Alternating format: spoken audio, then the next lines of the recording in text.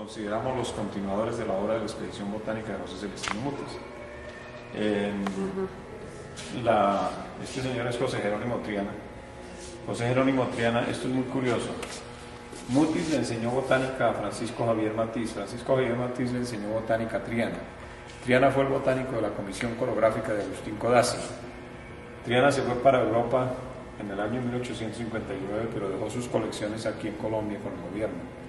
Las colecciones se refundieron por ahí hasta que Enrique Pérez Arbeláez, el fundador del instituto, llegó a Colombia y las encontró. Con esos ejemplares comenzó el Herbario Nacional Colombiano y allí está el ejemplar número 1, que es una colección hecha por José Jerónimo Triana en 1853, esta plantita.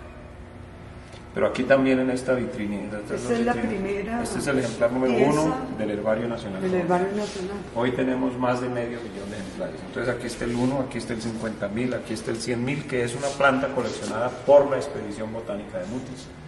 Esta planta tiene una etiqueta que dice Herbario del Jardín Botánico de Madrid, plantas de la Expedición Botánica de Mutis, Virreinato de la Nueva Granada, 1783-1808. Estas plantas ya fueron a España y ya volvieron. Con un acuerdo que se hizo con el gobierno de España, nos mandaron 1000 ejemplares de estos y nos pusimos a publicar esos libros, ese libraco que está allá, que son los dibujos originales de la Expedición Botánica, que están en el Jardín Botánico de Madrid. Los dibujos son tan perfectos que nosotros podemos hacer descripciones botánicas de la planta solo mirando el dibujo. Y eso es lo que ustedes ven a mano izquierda.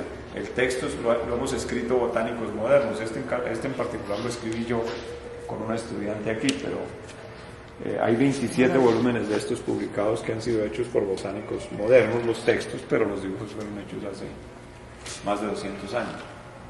Ahí está Pérez Arbeláez, que fue el fundador del instituto, el segundo de allá de esa galería, que fue el que les digo que inició el herbario con una colección de los señores. La fundación del instituto. Lo otro interesante de estos señores que están aquí es que el siguiente es Armando Dugán. Armando Dugán, que siguió a Pérez Arbeláez en la dirección del instituto, diseñó el edificio que hoy ocupa el Departamento de Biología para el Instituto de Ciencias Naturales. Nosotros estuvimos en ese edificio. Él lo diseñó, pero no lo construyó. En realidad la construcción terminó cuando estaba el padre Lorenzo Uribe de director. Ese edificio fue construido para el instituto, donde estaba biología y donde estaba la jaula al frente. Entonces eso era todo instituto, eran todas las cosas que hacían los científicos del instituto en esa época. Esa fue para mí fue la época de oro del Instituto de Ciencias Naturales, los años 40 y 50. De oro en el sentido de que había gente como Armando Dugán dirigiéndonos, que era una luminaria, un barranquillero muy inteligente, muy capaz, que sabía mucho de plantas y animales. Y trajo muchos científicos de afuera y el instituto se fortaleció muchísimo en esos 12 años que fue director, de 1940 a 1952. Después él diseñó el edificio. Él le cambió el nombre de Instituto Botánico por Instituto de Ciencias Naturales, porque ya no era solo herbario, sino que era colecciones zoológicas también. Él creó la revista Caldacia, que está aquí. La revista Caldacia, que es la revista oficial del Instituto de Ciencias Naturales, que es esta. Así lucía Caldacia antes y así luce ahora. Esta es la versión moderna y esta es la versión antigua con Caldas ahí. Caldas está ahora en la parte de adentro de la carátula. Estas son algunas de las publicaciones del Instituto Flora de Colombia, Lozania, dedicada a Jorge Tadeo Lozano, Noticias a José Celestino Mutis. Cuando les digo que somos los continuadores de la expedición botánica, aquí en la universidad, no solo nosotros, sino el observatorio, volvemos, me acordé ahorita, ese edificio que está allá en esa esquina, debajo de la cara de Caldas, es el observatorio astronómico que está en la octava con octava. Ese edificio es nuestro, lo manejan los profesores del observatorio y cumplió 200 años el año pasado, como ustedes saben. El 20 de agosto del año pasado cumplió los 200 años. Bueno, la relación nuestra con la sociedad. Con la universidad, una cosa que estamos haciendo es tratando de que nos conozcan dentro de la universidad. Y afortunadamente con todas estas cosas nuevas que hemos hecho, ya la gente habla del museo. Antes no. Otra cosa que hacemos es que traemos a todos los estudiantes de primer semestre, en la semana de inducción de primer semestre, los traemos a todos. Entonces aquí vienen tranquilamente 1.500 muchachos en el mes de julio de la universidad, estudiantes de primer semestre de la universidad. Pero el principal impacto, o nuestra principal audiencia, son estudiantes de colegios de lo que llaman ahora instituciones educativas distritales, o sea, colegios públicos de distintas partes de Bogotá. Nosotros cobramos 1.000 pesos por niño y 2.000 por adulto. Niño significa cualquier niño, desde chiquito hasta que está terminando bachillerato. Y en muchos casos nos toca rebajarles la entrada o no cobrarles porque son niños que vienen de Ciudad Bolívar. Ahora no les proveen transporte, entonces ellos tienen que pagar de su bolsillo. Entonces para un niño de esos tan pobre, pagar el transporte más pagar la entrada al museo, y como a veces vienen y visitan 2 museos, nosotros hemos estado trabajando sobre todo este semestre muy en colaboración con el Museo de la Ciencia y el Juego. Entonces los colegios vienen, visitan el Museo de la Ciencia y el Juego, mientras unos grupos están allá, otros están aquí y viceversa. Entonces los chinos pues tienen la oportunidad de ver todos los museos. Y lo que nosotros tratamos de hacer es enseñarle a la gente a conocer y amar la naturaleza. Eso es lo que tratamos de hacer, por lo menos tratamos de transmitirles ideas con relación a la conservación de la naturaleza, a los peligros que tiene actualmente. Utilizamos varios términos, el término evolución, en todo el museo hablamos de la evolución de los organismos, hablamos de biodiversidad, de la diversidad biológica. Colombia es uno de los cuatro países más ricos en diversidad biológica en el mundo, junto con México, Brasil e Indonesia. Y hablamos de la conservación de la naturaleza. Y entonces damos ejemplos de destrucción y ejemplos de salvación. Un ejemplo de una historia de éxito en la conservación de una especie en peligro de extinción es el cocodrilo del Orinoco, caimán llanero. Ese animal estaba en peligro de extinción, pero los profesores de la universidad que trabajan en la Estación de Biología Tropical Roberto Franco en Villavicencio hicieron reproducción en cautiverio de ese animal y ya hay suficientes animales como para reintroducirlos en la naturaleza. Lo que pasa es que es muy difícil reintroducirlos porque la gente vuelve y los mata.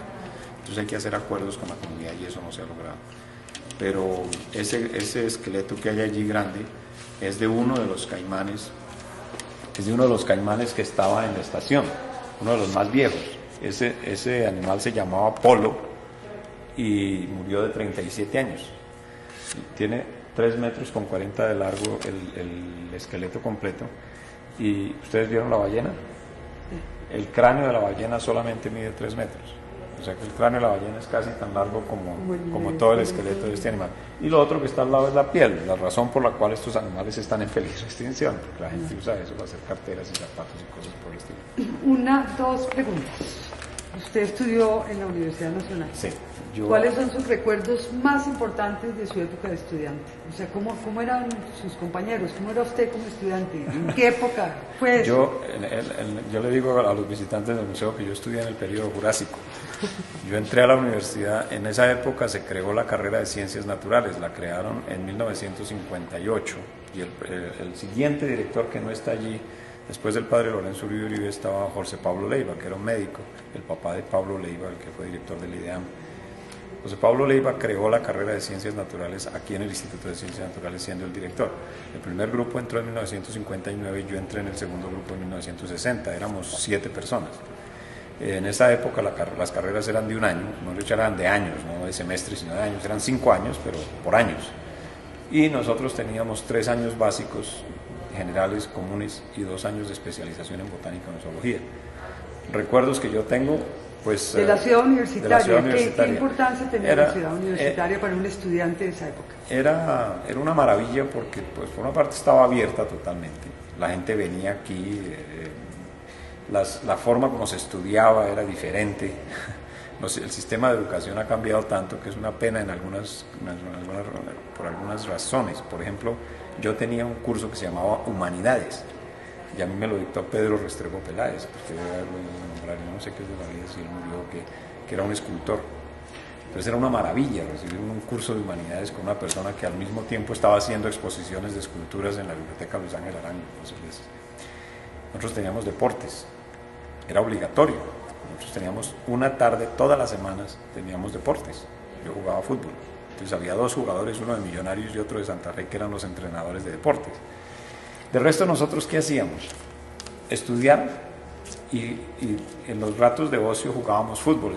En estos días, casualmente, el decano decía que el Cóndor, porque yo digo que el Cóndor fue compañero mío de estudios, Entonces dice, no sería de estudios, pero de fútbol sí, porque ahí estaba mirándolos jugando, o mirándonos, porque él debió estudiar, Moisés debió estudiar por esa misma época, no sé qué tanta diferencia hay entre él y yo. Pero estamos hablando ya de hace 45 años, ¿no? Yo entré en febrero del año 60 y estamos en diciembre del año. ¿Y del campus, cuáles son los lugares que usted recuerda como más significativos? Pues a mí así, además del Cóndor, sería bueno que nos contara un poco su recuerdo del Cóndor. Ya que me pregunta, por ejemplo, la rectoría quedaba en el estadio. Entonces, allá era todo. Uno iba era allá, y allá era donde se hacían las pocas movimientos estudiantiles que se hacían en esa época, se hacían era allá. Yo nunca fui revolucionario, al contrario, reaccionario. Nunca me gustó que me trancaran la entrada al salón de clase cuando estaba ya de profesor aquí, cosas por el estilo. Pues, ¿qué le digo? El campus era una cosa totalmente abierta. Uno veía a la gente aquí los domingos y los sábados haciendo picnic y venían a jugar fútbol. Yo cuando era niño, pelado de 12 años, venía a jugar fútbol y a jugar apaches y policías en los árboles de la ciudad universitaria, y uno se trepaba a los árboles. Yo me acuerdo que había un árbol muy lindo donde hoy es la Facultad de Ciencias Humanas, y uno se subía al árbol y hacía esas cosas. Y siendo estudiante, pues realmente la vida era eso, era tomar el sol cuando uno no estaba estudiando. Y no había mucho ¿Cafeterías, residencias? Había residencias, claro, en esa época. Pero usted era de Bogotá, o sea, yo soy bogotano, yo vivía con mi familia, pero mis compañeros, varios de mis compañeros sí, eran de otras partes. Había uno, por ejemplo, que venía de Aquitania, me acuerdo mucho que era de Aquitania. Y era el problema, en esa época no había tanta seguridad social como hay ahora, entonces este colega nuestro le llegaba la plata que le mandaban al principio del mes y al tercer día se estaba muriendo de hambre porque no tenía con qué comer y uno tampoco tenía cómo prestarle. Entonces era una lucha, al punto de que le teníamos un apodo relacionado con eso, con el hecho de que no comía. Pero bueno, las residencias eran en esa época eran limpias, eran vivibles. Poco después o algo después, cuando las cerraron, realmente había razón para cerrarlas, porque no que yo sea partidario de Marco Palacio, pero las residencias de abajo se habían vuelto un antro impresionante. Yo me acuerdo que yo en alguna ocasión fui allá porque había unos apartamentos para profesores y había un profesor argentino que estaba viviendo ahí. Pero era terrible pasar uno por esos sitios. Entonces ya se dañaron, se fueron dañando, ¿no? La cafetería, me acuerdo mucho de la cafetería, ya que me pregunta del campus. La cafetería era una millonada, miles de personas haciendo fila, que no tenían nada que ver con la universidad, y también por eso una de las razones por las que la acabaron, porque todos los vecinos venían a almorzar a la cafetería porque sea que le cobraran a unos 50 centavos, 20 centavos, yo no sé qué era en esa época. Pero la cafetería era interesante porque allá se armaban grandes discusiones políticas. Los estudiantes, tanto los calmaditos como yo, como los más revolucionarios, como Guido Lastra, me acuerdo de Guido Lastra por el nombre, pues nos agarrábamos allá a discutir sobre lo divino y lo humano, ¿no? Yo no era mucho de eso, pero de vez en cuando me metía en las tales discusiones. Pero yo me acuerdo cuando se usaba la cafetería central, y era un sitio relativamente pacífico. Ya al final se oían los ruidos cuando hacían huelga por la comida y no les gustaba, pero yo me acuerdo de la cafetería como un sitio relativamente pacífico, donde lo que había era discusiones así sobre la situación de la universidad y eso. ¿Y el zoológico? El zoológico yo creo que ya se estaba acabando en mi época, pero sí había varios animales. Yo me acuerdo de haber visto un tigre, me acuerdo de haber visto un tapir, como le cuento, los cóndores, y había otras cosas, tal vez había unas culebras, había unas boas, también me acuerdo que había... de eso es de lo que me acuerdo en este momento, hablando de las... Los cóndores están como metidos en el recuerdo, en la imagen de mucha claro, gente. Mucha gente. No hay nadie que haya pasado por la universidad en esa época que no lo recuerde.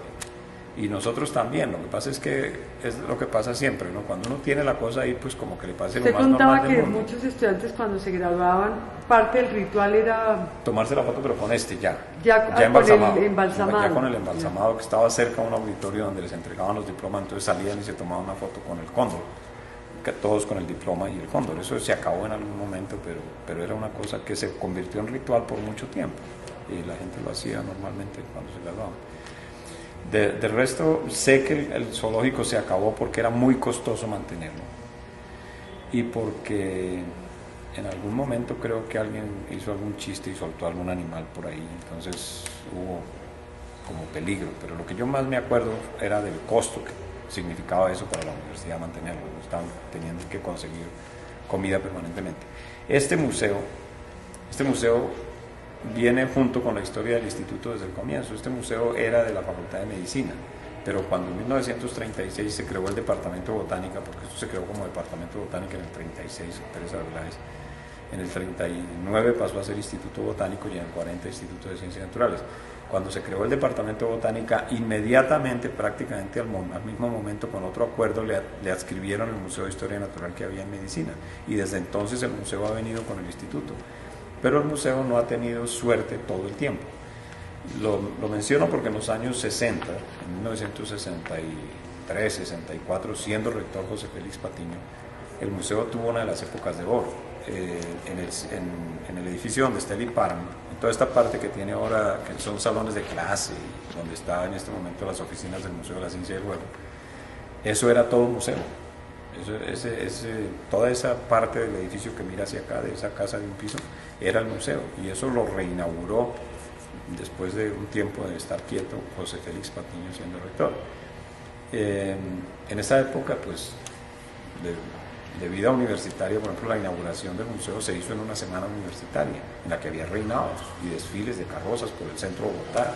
Era una maravilla, nosotros teníamos reina en la carrera de Ciencias Naturales. ¿Quién era la reina? Marina Correa, que después fue vicedecana de Bienestar de la facultad, que es profesora en el Departamento de Biología. ¿Usted cree que los estudiantes de la Universidad Nacional tienen algún sello característico? Que no importa las diferencias de generaciones de época, ¿hay algo que caracteriza a los estudiantes de la Nacional? ¿O no? Yo creo que sí, yo creo que una de las cosas que caracteriza a un egresado o a un estudiante de la universidad es que está muy bien preparado, pero también nos caracteriza el hecho de que nos falta vínculo con el mundo real, y eso ha pasado siempre y pasa actualmente, y no sé si irá a pasar toda la vida. Es que uno se gradúa y no sabe qué hacer, porque la universidad no tiene esa costumbre. Ahora se tienen las pasantías, y la realidad de las pasantías es que los estudiantes tengan un vínculo con el mundo real, con empresas. Yo he tenido pasantes aquí de diseño industrial que les interesa la museografía, entonces vienen y hacen la pasantía aquí, y ha sido una experiencia excelente, porque conocen cómo es el mundo real, ¿no? Que plata no hay, que hay que buscar la plata, que hay que gastársela con cuidado, que hay que hacer las cosas. O sea, la ciudad universitaria protege mucho a los estudiantes de su... No solo la protege, sino que no solo los protege, sino que los guarda. Los guarda. Entonces, a nosotros nos falta eso. Yo creo que nos caracteriza, salvo honradas excepciones. Hay gente que ha llegado muy lejos, y yo no digo que no podamos, como yo le digo siempre a los estudiantes, nosotros no somos ni más que nadie ni menos que nadie. Todo el mundo puede llegar a alguna parte si quiere. Pero yo tengo la sensación, y siendo decano lo decía muchas veces, tenemos que cambiar esa marca de fábrica que tenemos de que nosotros somos los que hacemos el trabajo, pero hay otros que nos mandan. Y eso hay que cambiarlo. Y uno de los problemas que yo le veo es el hecho de que nos falta un idioma extranjero. Aquí hubo una época en que no se podía dictar inglés porque era imperialismo. ¿Y cómo es posible? En el mundo moderno uno sin un idioma extranjero está fregado. Y aquí nos falta. El estudiante nuestro sale sin hablar inglés, sin hablar un idioma extranjero. En cambio, los de las universidades privadas sí los hablan, y bien. Y eso nos lleva a ventaja, porque todas las convocatorias dicen ojalá domine el inglés. Así como ahora dicen ojalá domine los programas de computador, también ojalá domine el inglés. Pero marca de fábrica, yo creo que eso es una cosa, ya que me lo pregunta y echándole cabeza al asunto. La gente se siente muy orgullosa de haber estudiado en la Universidad Nacional. Todos los egresados se sienten orgullosos y se sienten abandonados. De nuevo, cuando yo fui decano, yo inicié un programa de egresados en la facultad. Yo estudié en los Estados Unidos, yo sé lo importantes que son los egresados para las universidades privadas en los Estados Unidos. Entonces yo inicié un programa de egresados en la facultad, y eso fue un éxito, porque los egresados decían, por fin se acordaron de nosotros. Y cuando venían y les hacíamos alguna ceremonia, decían, qué maravilla, si es que yo me siento muy orgulloso de haber salido de la Universidad Nacional. Yo a todo el mundo le digo que yo soy egresado de la universidad. Y algunos ocupan puestos importantes, que era el otro lado del programa de egresados, era atraer a esos gente que estaba en la industria o en posiciones importantes, para que le abriera camino a nuestros nuevos egresados, que buscaran la forma de abrir camino. Y lo logramos en algunos casos. En algunas profesiones es más fácil que en otras. Por ejemplo, farmacia es una profesión que permite que eso se haga. En otras no es tan fácil, pero conseguimos identificar gente que está ocupando puestos muy importantes. De modo que lo que yo digo no es necesariamente 100% cierto, 100% cierto, pero sí existe, sí ocurre. Pero tenemos gente que llega muy lejos, por eso lo digo, salvo raras excepciones, hay gente que llega muy lejos. Si usted fuera vicerrector de la sede de Bogotá, ¿qué reforma central le haría al campus? ¿O no haría nada? No, sí, claro, hay muchas cosas que hacerle.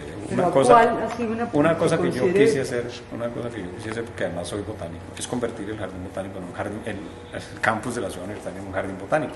El campus de la sede de Medellín es un jardín botánico, todos los árboles tienen etiqueta, todo el mundo sabe cuál es el nombre científico, cuál es el nombre común de los árboles. ¿Se sabe cuántas especies hay acá? Y también pájaros, ¿no? Sí, muchas aves.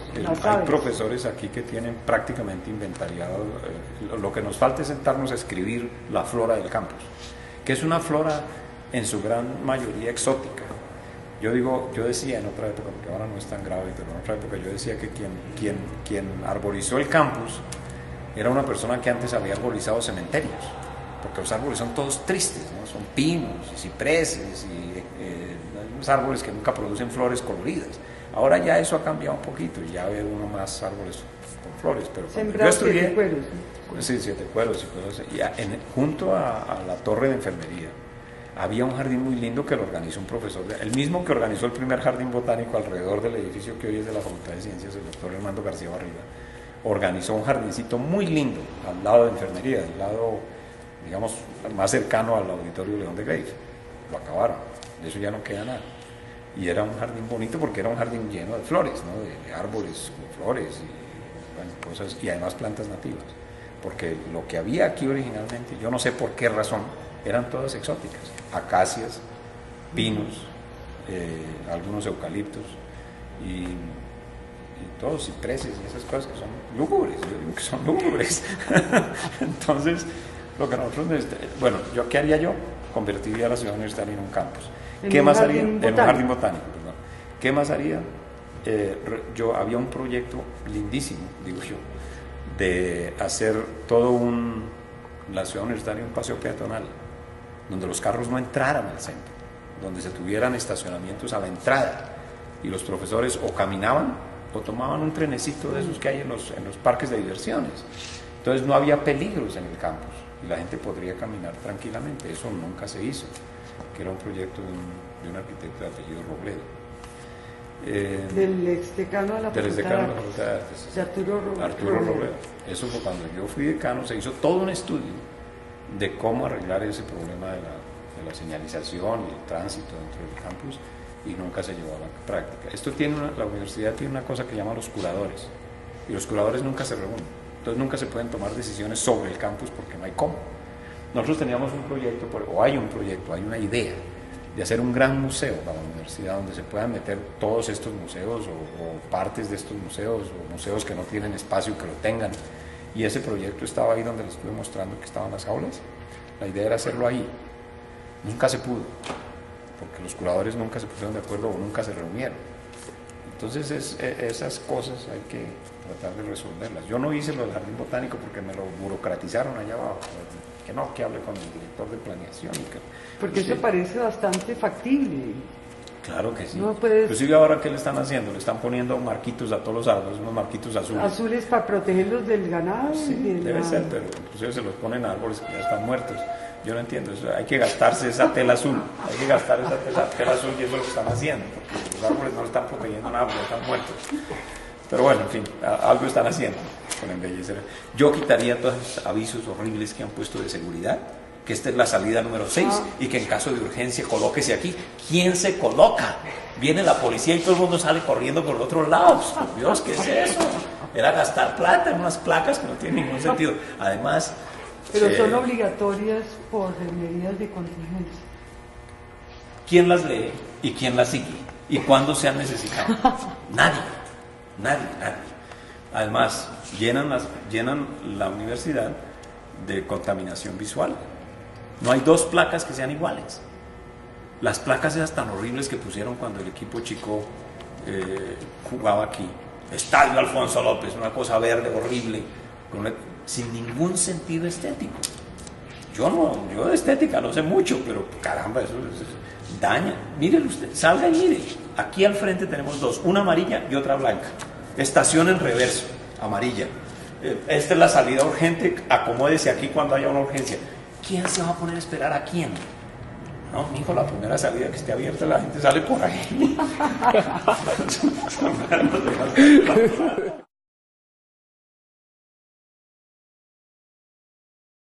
Ahí está Pérez Arbeláez, que fue fundador del instituto, el segundo de allá de esa galería, que fue el que les digo que inició el herbario con una colección de los señores.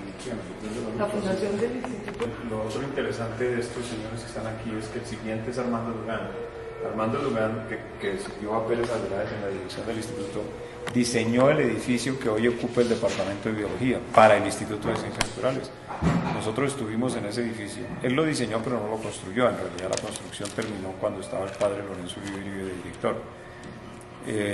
Ese edificio fue construido para el instituto, donde estaba biología y donde estaba la jaula al frente.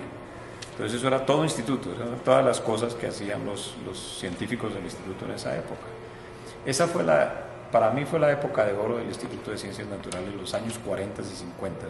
De oro en el sentido de que había gente como Armando Lugán dirigiéndonos, que era una luminaria, un barranquillero muy inteligente, muy capaz. Que es el observatorio astronómico que está en la octava con octava. Ese edificio es nuestro, lo manejan los profesores del observatorio y cumplió 200 años el año pasado, como ustedes saben. El 20 de agosto del año pasado cumplió los 200 años. Bueno, la relación nuestra con la sociedad. Con la universidad, una cosa que estamos haciendo es tratando de que nos conozcan dentro de la universidad, y afortunadamente con todas estas cosas nuevas que hemos hecho ya la gente habla del museo, antes no. Otra cosa que hacemos es que traemos a todos los estudiantes de primer semestre, en la semana de inducción de primer semestre los traemos a todos. Entonces aquí vienen tranquilamente 1.500 muchachos en el mes de julio de la universidad, estudiantes de primer semestre de la universidad. Pero el principal impacto, o nuestra principal audiencia, son estudiantes de colegios de lo que llaman ahora instituciones educativas distritales, o sea, colegios públicos de distintas partes de Bogotá. Nosotros cobramos 1.000 pesos por niño y 2.000 por adulto, más de medio millón de ejemplares. Entonces aquí está el 1, aquí está el 50.000, aquí está el 100.000, que es una planta coleccionada por la Expedición Botánica de Mutis. Esta planta tiene una etiqueta que dice Herbario del Jardín Botánico de Madrid, plantas de la Expedición Botánica de Mutis, Virreinato de la Nueva Granada, 1783-1808. Estas plantas ya fueron a España y ya volvieron. Con un acuerdo que se hizo con el gobierno de España, nos mandaron 1.000 ejemplares de estos y nos pusimos a publicar esos libros, ese libraco que está allá, que son los dibujos originales de la Expedición Botánica, que están en el Jardín Botánico de Madrid. Los dibujos son tan perfectos que nosotros podemos hacer descripciones botánicas de la planta solo mirando el dibujo. Y eso es lo que ustedes ven a mano izquierda. El texto lo hemos escrito botánicos modernos. Este en particular lo escribí yo con una estudiante aquí, pero hay 27 volúmenes de estos publicados que han sido hechos por botánicos modernos, los textos, pero los dibujos fueron hechos hace más de 200 años.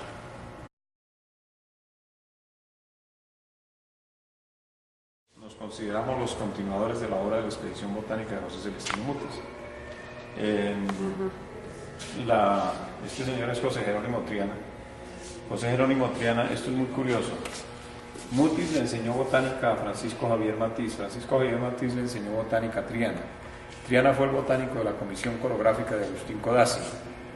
Triana se fue para Europa en el año 1859, pero dejó sus colecciones aquí en Colombia con el gobierno. Las colecciones se refundieron por ahí hasta que Enrique Pérez Arbeláez, el fundador del instituto, llegó a Colombia y las encontró. Con esos ejemplares comenzó el Herbario Nacional Colombiano, y allí está el ejemplar número 1, que es una colección hecha por José Jerónimo Triana en 1853, esta plantita. Pero aquí también en esta vitrina, esta es la primera. Este es el ejemplar número 1 del Herbario Nacional. Del Herbario Nacional. Hoy sabía mucho de plantas y animales, y trajo muchos científicos de afuera, y el instituto se fortaleció muchísimo en esos 12 años que fue director, de 1940 a 1952. Después él diseñó el edificio. Él le cambió el nombre de Instituto Botánico por Instituto de Ciencias Naturales, porque ya no era solo herbario, sino que era colecciones zoológicas también. Él creó la revista Caldace, que está aquí. La revista Caldace, que es la revista oficial del Instituto de Ciencias Naturales, que es esta. Así lucía Caldace antes y así luce ahora. Esta es la versión moderna y esta es la versión antigua con Caldas. Caldas está ahora en la parte de adentro de la Estas son algunas de las publicaciones del Instituto Flora de Colombia, Lozania, dedicadas a Jorge Tadeo Lozano, noticias a Celestino Montis. Cuando les digo que somos los continuadores de la expedición botánica, aquí en la universidad, no solo nosotros, sino el observatorio, volvemos, me acordé ahorita, ese edificio que está allá en esa esquina, debajo de la cara de Caldas,